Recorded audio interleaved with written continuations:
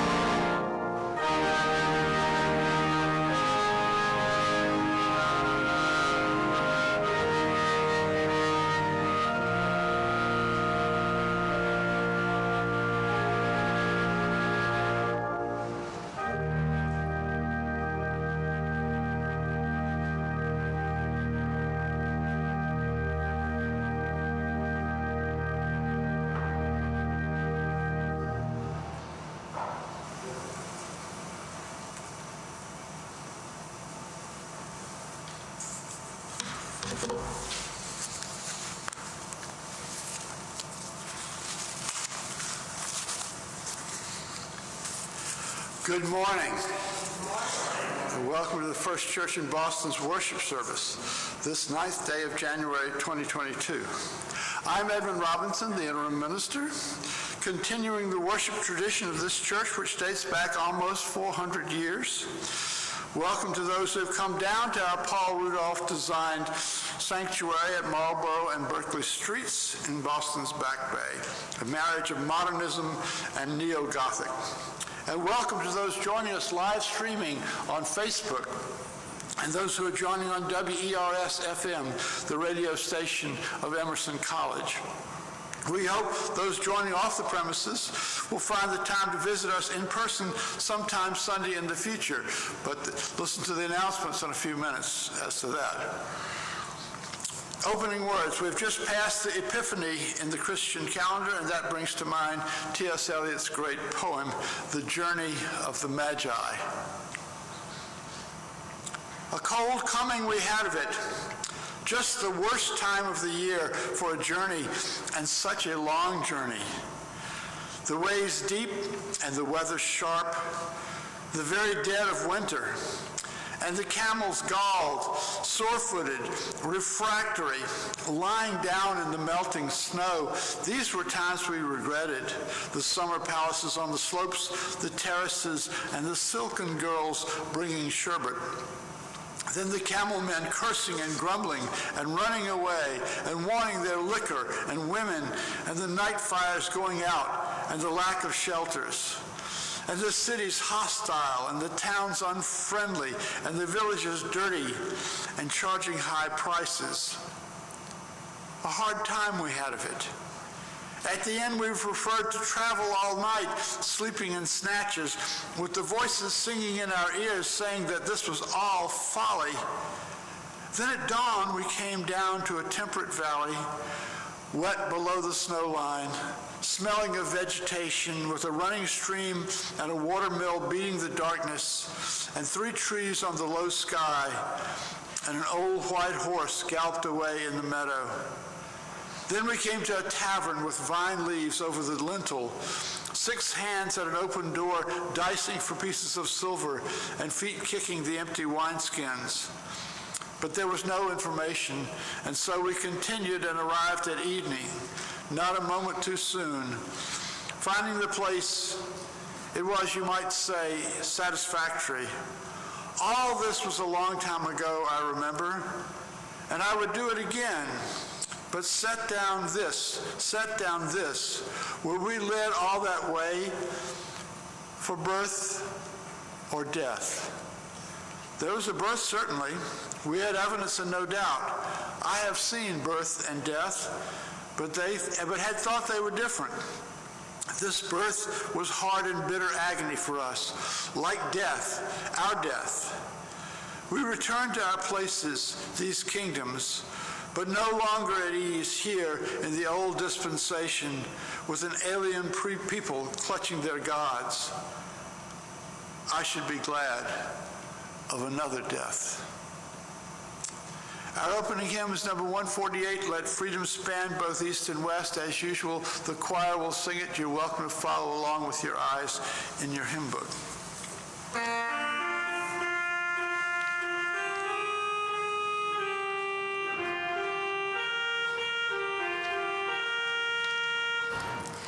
The director of music, the organist and choir director at First Church in Boston is Gigi Velasco. Today's reader is First Church member Margaret Moody.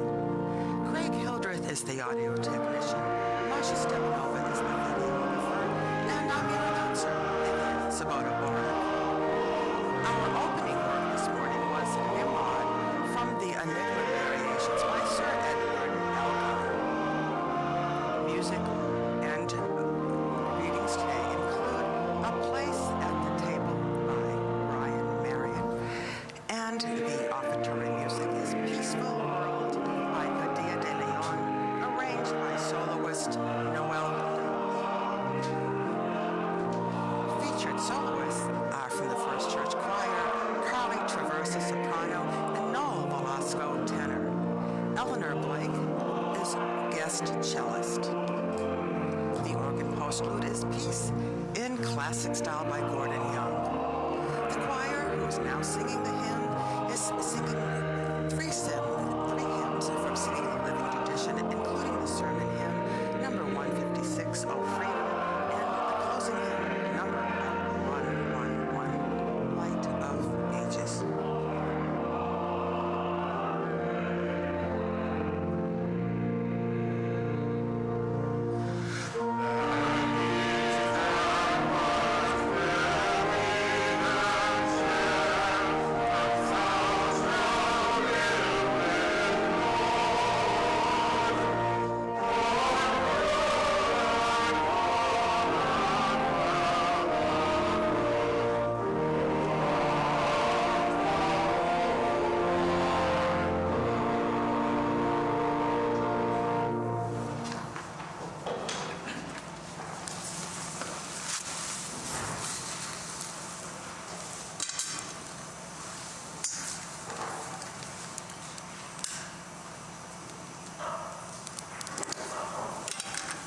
You are the light of the world.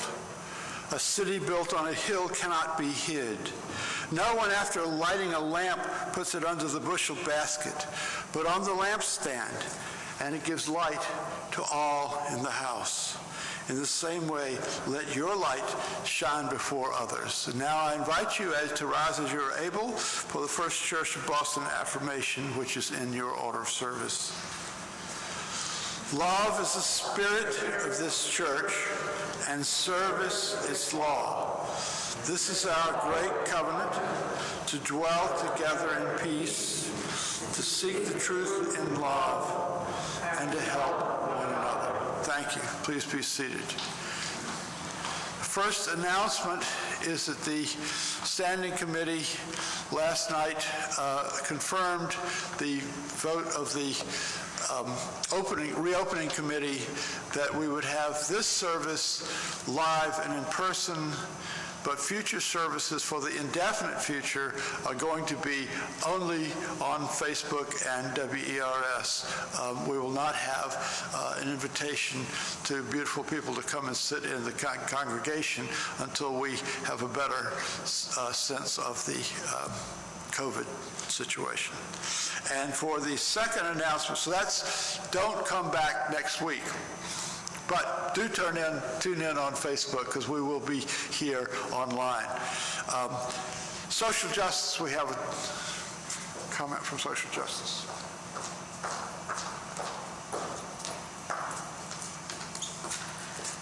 Good morning. I'm here on behalf of the Social Justice Committee, and specifically myself, Rosemary Keene, and Joanne Cross, to remind everyone that this week we are starting our discussion of the book we chose as a common read, Clint Smith's How the Word is Passed. And many of you have acquired copies of this from us over the past few weeks from a stock we acquired from the Frugal Bookstore in Nubian Square. I have one copy left if anyone still needs to buy it. You may have heard a lot about this book. The full title is How the Word is Passed, A Reckoning with the History of Slavery Across America. And it is a story, really, of a journey.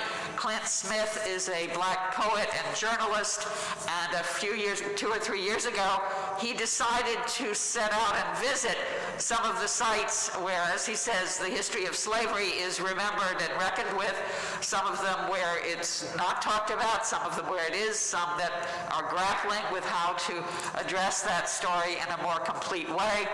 And in the book, he takes you on that journey to 7 of those places, from Monticello to Manhattan to Goree Island off Africa. And I think Joanne, Rosemary, and I can all testify, having read it, that it is a very compelling and thought-provoking and readable book. For the purposes of the discussion, we're breaking it into 3-chapter chunks. So the first discussion will be this Thursday evening on Zoom. It was planned on Zoom all along, so this is something that's not changing. I will be leading that discussion of the prologue and the chapters on Monticello and the Whitney plantation, and then we're going to do alternate Thursdays. So the other sessions, Rosemary and Joanne will lead on the later chapters. So the dates are January 13th and 27th and February 10th. And what is particularly important is to email Rosemary. Her email is in the e-news, and all of the details I'm giving you are in the e-news. Email her if you are planning to participate. That's particularly important if you didn't acquire your book from here at the church, but somewhere else. We kept a list of people buying from us, but make sure that you email her so that she can send you the Zoom link for the discussion. And we will also, in that link, mention a couple of questions to keep in mind as you read or review these chapters this week, to be thinking about how you learned about how slavery was taught, how you learned about it in your educational experience, and then to make note as you read of incidents and thoughts and ideas that come up in the visits to these 2 plantations. So that's a lot of background. I've looking forward to this very much. We've had a wonderful response, 20 people or so who've bought the book, and I think it's going to be a really stimulating and enlivening thing to do in these next few weeks, which are otherwise feeling a little shut down. So thank you all. I'll be in the narthex with this copy of the book and to answer any questions afterward. Thank you.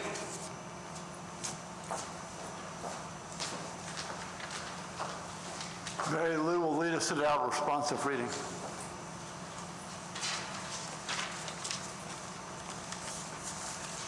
Good morning. My name is Margaret Moody, and I'm a member of First Church Boston.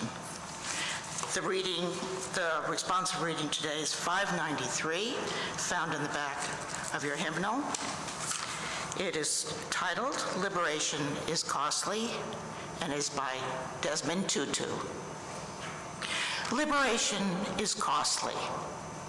Even after the Lord had delivered the Israelites from Egypt, they had to travel through the desert. They had to bear the responsibilities and difficulties of freedom. There was starvation and thirst, and they kept complaining. They complained that their diet was monotonous. Many of them preferred the days of bondage and the flesh pots of Egypt. We must remember that liberation is costly. It needs unity. We must hold hands and refuse to be divided. We must be ready.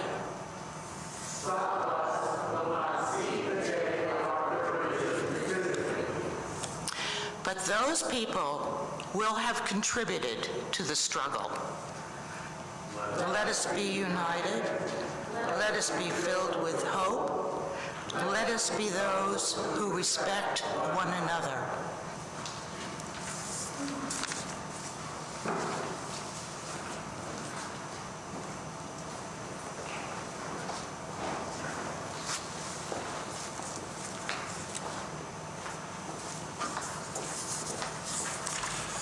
I want to invite you now into a time of meditation and prayer.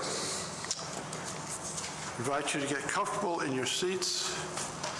Stretch out what may need to be stretched. Maybe put your shoulders in your ears a couple of times and let them drop. If you find yourself holding anything in your body, tell that muscle to relax. Let go. Feel the gravity pulling you down onto the earth, into the earth.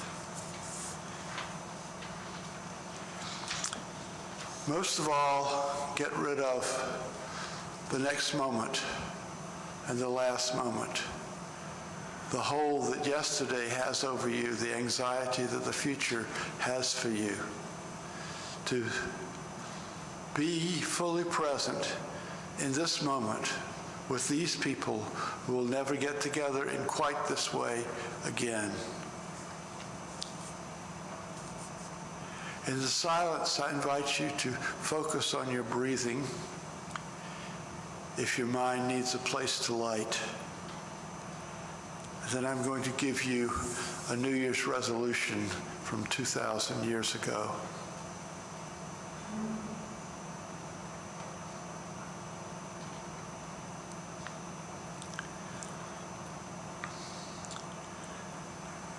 May I be no one's enemy, and may I be the friend of that which is eternal and abides. May I wish for every person's happiness and envy none. May I never rejoice in the ill fortune of one who has wronged me. May I, to the extent of my power, give needful help to all who are in want. May I never fail a friend. May I respect myself. May I always keep tame that which rages within me. May I accustom myself to be gentle and never be angry with others because of circumstances. May I know good people and follow in their footsteps. Now we will have the anthem.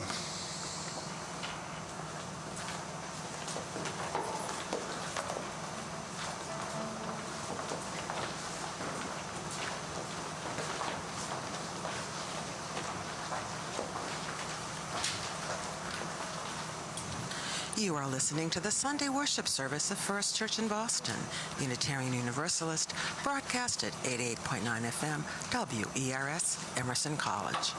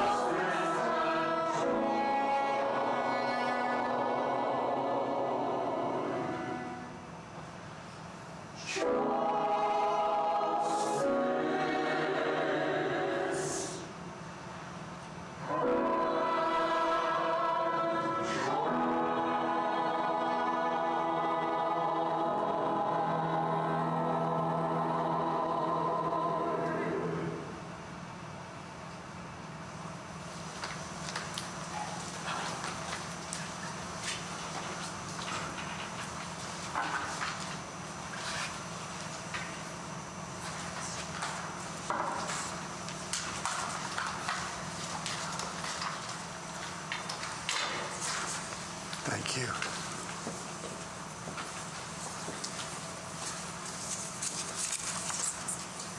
What are you doing? Oh, there's the hymn. That's right. We're doing the next hymn. Sorry, that's what we're doing. Thank you so much for helping me. Sermon hymn number 156, Oh Freedom. Or do you want, I should do the reading first. Do the reading first. Thank you. Thank you.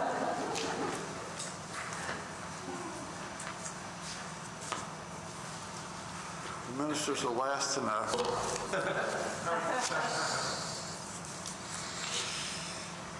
The first reading is a well-known poem by Robert Frost, which you can probably guess at from looking at the order of service. The Road Not Taken. Two roads diverged in a yellow wood, and sorry I could not travel both, and be one traveler. Long I stood, and looked down one as far as I could to where it bent in the undergrowth. Then took the other as just as fair, and having perhaps the better claim, because it was grassy and wanted wear. Though as for that, the passing there had warned them really about the same. And both that morning equally lay, in leaves no step had trodden black. Oh, I kept the first for another day, yet knowing how way leads on to way, I doubted if I should ever come back.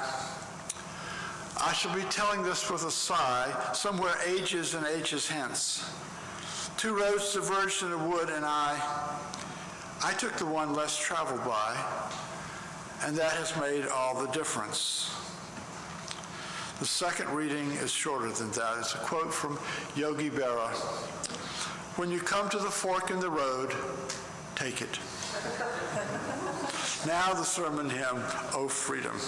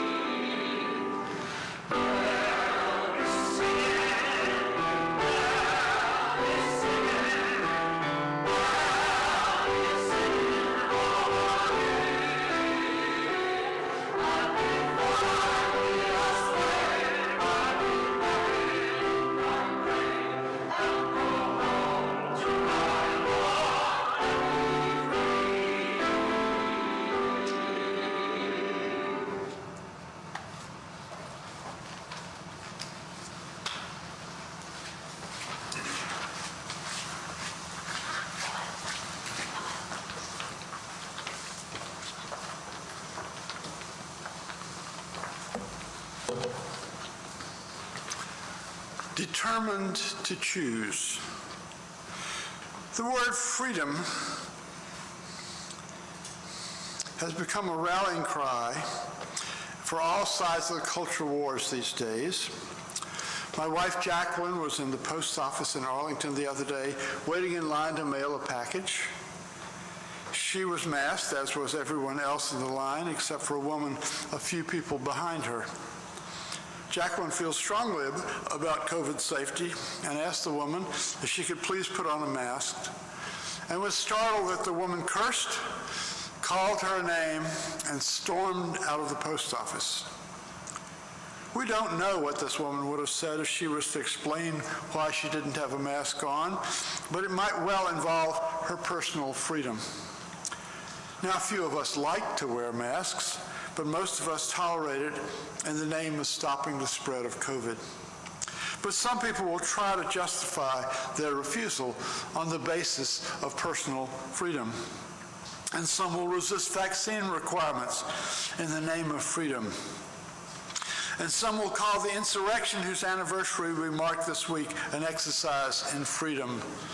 And some will even defend the spreading of untrue information or alternative facts as an exercise in freedom. Chris Christopherson wrote that freedom is just another word for nothing left to lose. But he wrote that line in a song about a couple of vagabonds hitchhiking all over the country. They had shaken the bonds of bourgeois society and found that living on the street was not so glamorous as they thought it was. Freedom is, of course, a major rallying cry for racial justice, as seen in the hymn we just heard. I've been reading Clint Smith's book, Our Common Read for Social Justice, entitled How the Word is Passed. It recounts his tour around the country to sites important in the history of slavery. Certainly for any of us of any ancestry, as soon as we start thinking about how it must have been to actually live the reality of enslavement, your yearning to stop that state of abuse, to get out of that system, to be free, would be at the top of your mind day in and day out. At its most basic, freedom is the ability to choose what you want to do from moment to moment. And under slavery, particularly American slavery, the enslaved person never had that choice. From dawn to dusk, the enslaved person is carrying out the master's wishes. And the civil rights movement of the 1960s used the rhetoric of freedom because the oppressions of the Jim Crow system set up in the South felt a lot like a continuation of slavery. Choices are still limited for blacks in the South. Closer to home, in a religious context, freedom is a very important value for UUs. And when we invoke it, it's usually about structures of belief or creeds. Our combined denomination stands for freedom of belief and freedom from belief. I stood in the Gothic sanctuary of the Unitarian Church in Charleston in 1977 or thereabouts, and I was swept away not by the stained glass windows or the organ or the choir loft or the hymn book, but by the fact that you didn't have to say you believed in something in which you didn't believe. I joined the church then, and since going into the ministry, I've devoted my life to it. Does my story ring true for any of you? I'm going to talk this morning about free will and its opposite, determinism, both in religion and philosophy. Free will is usually defined by reference to choice. You have a choice to do A or to do B, and you do one or the other. Robert Frost's great poem catches this situation compactly. Two roads diverged in the yellow wood of my life, and I took the one less traveled by. I left the Episcopal Church of my childhood and my ancestors going back 10 generations. I took the one less traveled by, and that has made all the difference. Freedom means the exercise of choice, and subjectively, we often feel we have it. If the two roads diverge and there's nobody telling us which one to take, and both that morning equally lay, we would say we have the freedom to choose. But determinism says no. You may think you have free will, you may think you freely choose, but everything is actually mapped out from the beginning. Before you came to the crossroads, you were slated to take one fork over the other. But who does the determining? Who does the slating? In ancient times, it was personified as a god, and in Christian theology as the Christian God. But in other thought, it is a more impersonal force, such as fate or kismet. The Anglo-Saxons had a saying, to each mind his weird. That's W-Y-R-D, which means a personal fate. Yes, that funny word is the ancestor of our word, weird, W-E-I-R-D, but it meant that there was a plan for each of us that we could not escape. You may know that the Weird Sisters is another name for the three witches at the beginning of Macbeth. Their function in the play was prophetic. They were there to tell Macbeth what was going to happen to him. And the prophecy of the Weird Sisters comes to pass in the play, not because of supernatural forces at work, but because of Macbeth's own very human action in trying to avoid the fate decreed. That irony is what makes this play great literature. Another example of fate at work in literature is Sophocles' play, Oedipus Rex, Oedipus the King, from ancient Greece. Oedipus, the prince of Corinth, is led astray by a remark from a drunken man questioning his parentage. This leads Oedipus to go to Delphi to consult the oracle, from whom Oedipus receives a disturbing prophecy that he is going to murder his father and marry his mother. He is so shocked by this that he flees Corinth and embarks on an irrational course of conduct, trying to escape the fate which has been prophesied, and like Macbeth, ends up fulfilling it. In both these plays, the plot aligns with the prophecy, not because of supernatural intervention, but because of the character flaws in the hero who struggle to escape the prophecy and end up affirming it. Now, in modern times, we can enjoy these ancient stories of fate's long shadow by suspension of disbelief.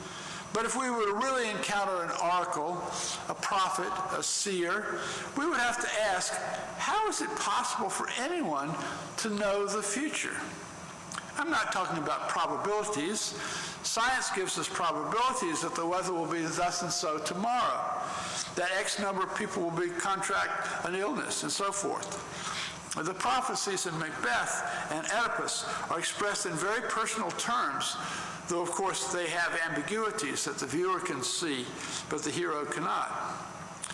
Back in the 1st century BC, the Roman philosopher and statesman Cicero examined whether it was possible for God to know the future. And he concluded that no one could know the future because there were too many contingencies and random occurrences.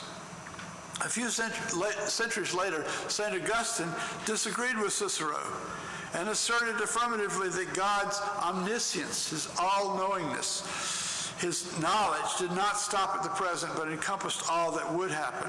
And that has been the Orthodox Christian answer ever since. I think that Cicero had the better of the argument. To say that God cannot know the future is not so much a statement about God as a statement about time and knowledge. There is no future until the future happens. I like to think of alternate futures for my life. One of my favorite pictures is in one of my mother's old photo albums. In South Carolina in the 1930s, there were social gatherings called house parties. And this picture was taken the first weekend my mother and dad met in 1939. It shows a black sedan with 3 people leaning against it, a man in the middle, and 2 women on either side. One of the women was my mother, and the other was her best friend at the time. The man was my dad. There was nothing in the pose to indicate which of the 2 women that he had just met he favored. In the years since that picture, my mom and dad got married, her friend married someone else, and both couples started having children. When I look at the photo now, it reminds me that there might have been a 50-50 chance that she wouldn't have been his choice, and then I wouldn't have existed. Now, there are things you can predict about the future. I once said in a sermon that someone who analyzed my DNA could probably predict certain facts about me, like skin color and hair color and maybe my disposition, but they wouldn't know what I was going to eat for lunch this afternoon. A member of the congregation, who was a retired full professor of genetics from a renowned university, came up to me at coffee hour and said, "I could too." I said, "Could what?" He said, "I could tell you what you were going to have for lunch." Our exploding knowledge of genetics and evolution has given us a wide view of determinism. I think that my professor's claim might have been a little overblown, but there certainly is a lot that can be known about us through our genes. The late E.O. Wilson made great claims for the value of evolution and how animals, including humans, behave. We think we are free, but we have characteristic ways of dealing with the world which are worked out in a Darwinian fashion. That is, they're sorted out according to whether they help the success of the species. So in ancient times, we had gods or fates dictating the course of our lives, and now we have science with its genes and behaviorism. What has happened to freedom? We still feel that we have free choice, don't we? Robert Frost stops at the fork in the road in the yellow wood and considers each pathway. Which should he take? Have you done this before? He looks down one as far as he could to where it bent in the undergrowth, then took the other, which had a slightly better claim because it was less traveled by. Why should that make any difference? Yet we can believe the poet that it might make a lot of difference. As he says, way leads on to way. The decision which might have looked trivial in that yellow wood led on to another way, and that to another.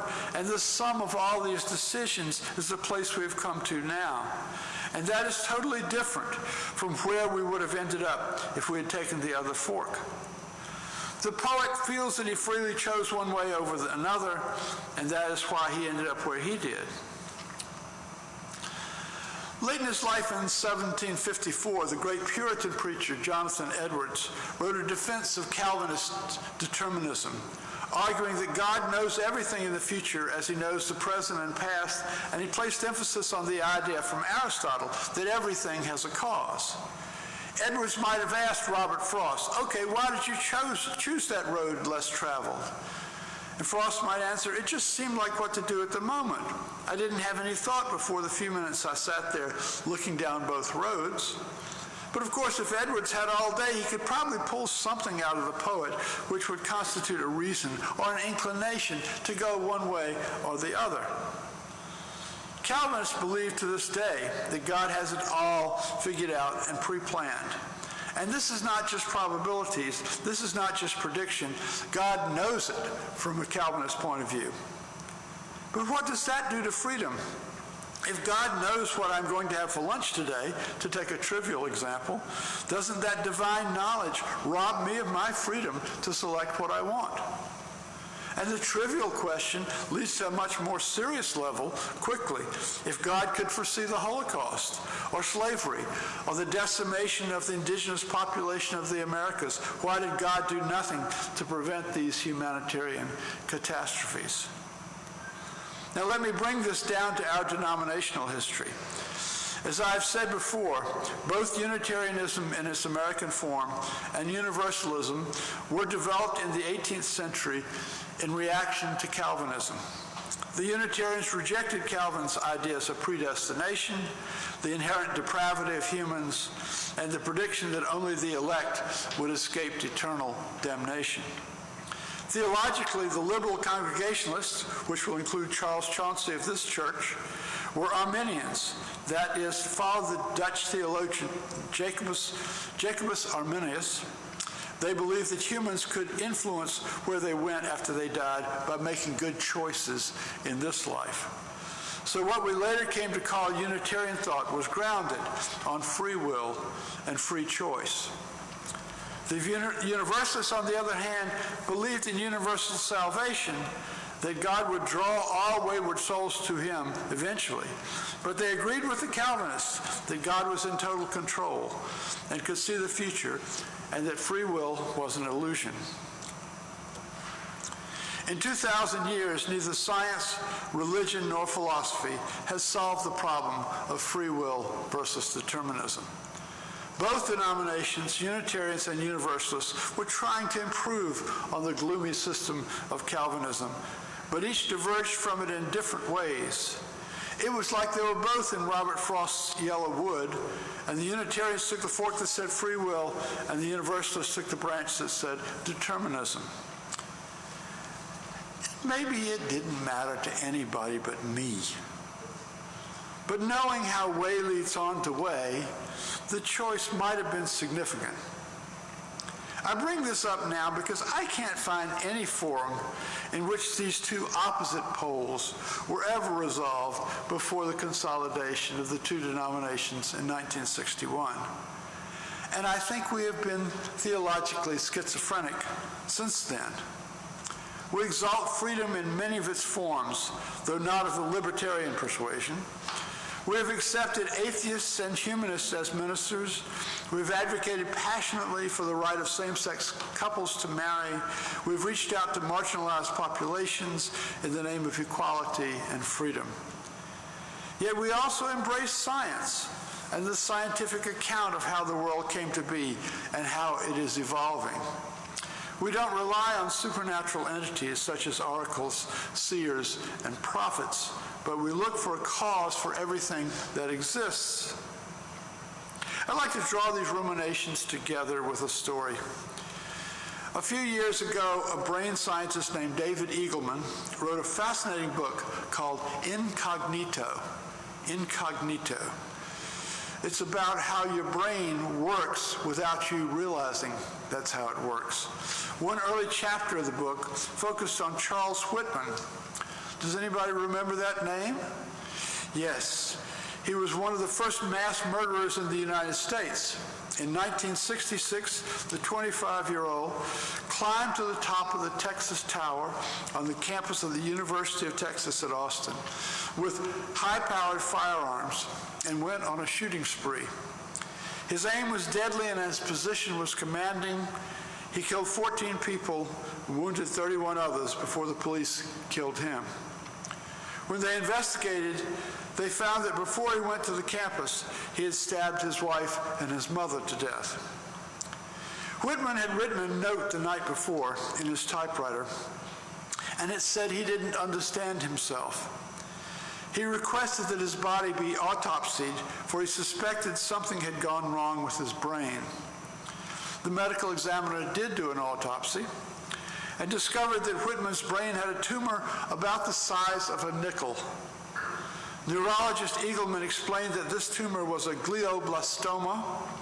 It blossomed from beneath a structure called the thalamus. It impinged on the hypothalamus and compressed the third region called the amygdala. The amygdala is known to be involved in emotional regulation, especially as it involves fear and aggression.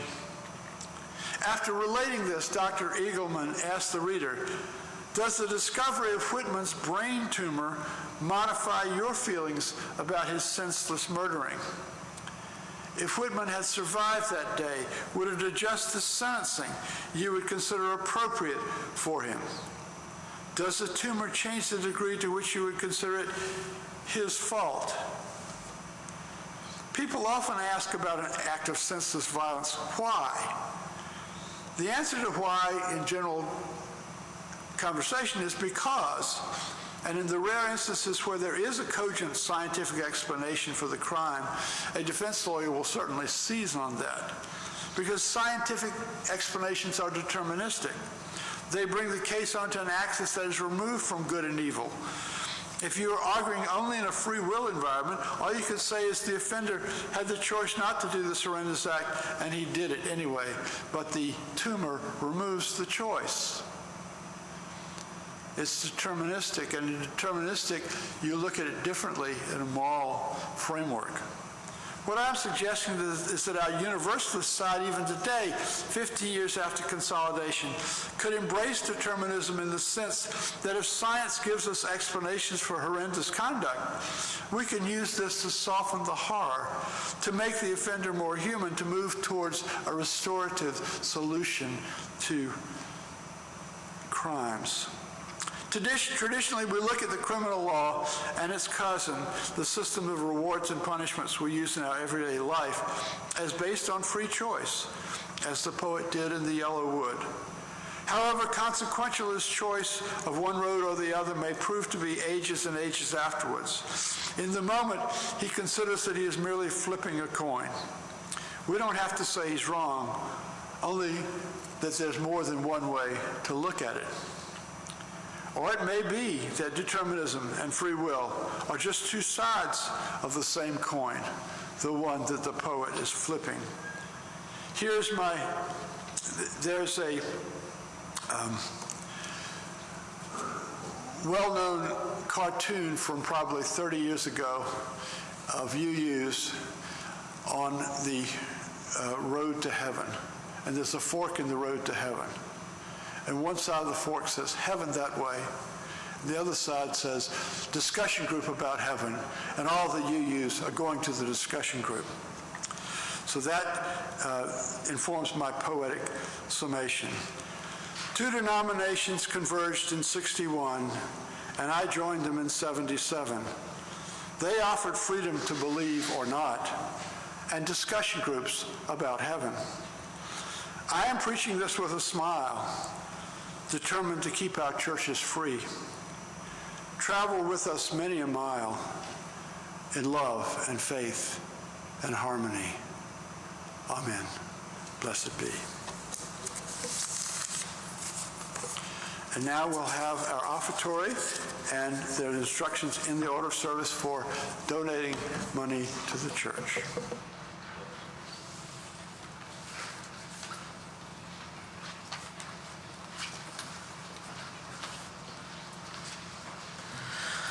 If you would like to make a contribution to the First Church, you can easily do so by using text messaging and your smartphone.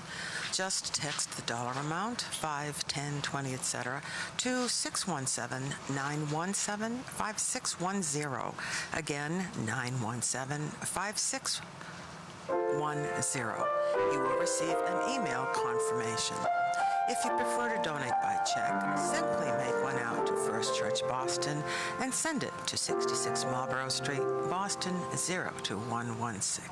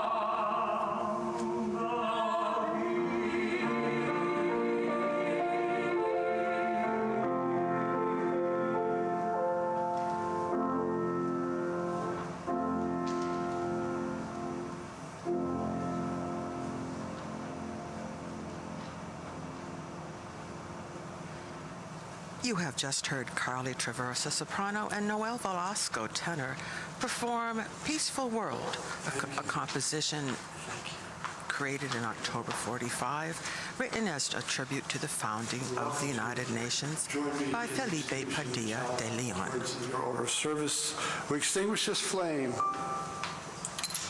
but not the light of truth, the warmth of community, or the fire of commitment. These we carry in our hearts until we are together again.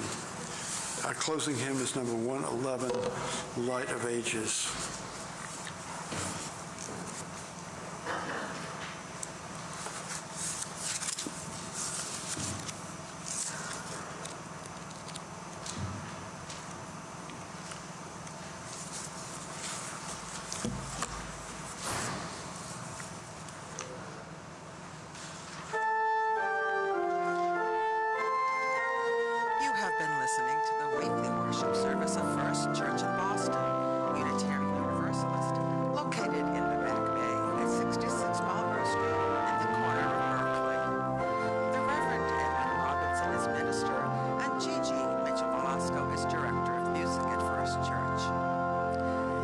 To recognize safety standards against COVID and its threatening new strains, First Church will be closing its doors for the sanctuary as of next Sunday.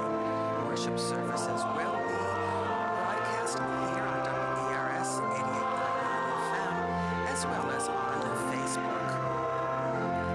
If you'd like more information about programs, services, or membership at First Church, please visit the website, firstchurchboston.org, or send an email to office@firstchurch.org. Join us every Sunday at 11 o'clock here at 88.9 FM WERS, a broadcast service of Emerson College in Boston.